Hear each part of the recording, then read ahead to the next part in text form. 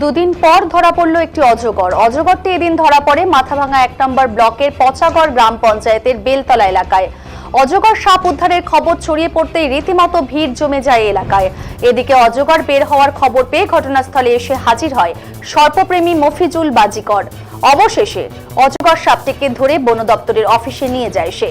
মফিজুল বাজিকর জানিয়েছেন, দুদিন আগেই বেলতলা এলাকায় 2টি অজগর সাপ দেখা দিয়েছিল।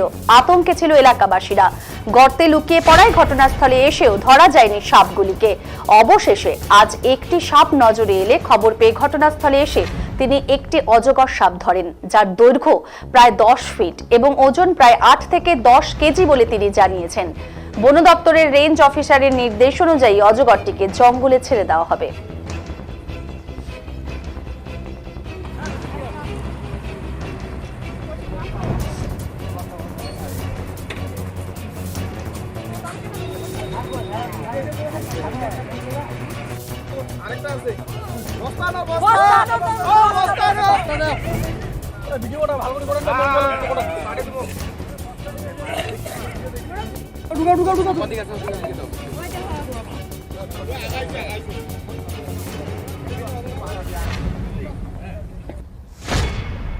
এই বেলতলা এলাকার মধ্যে 2টা অজগর রাস্তার ধারে খুবই উৎপাত করছিল।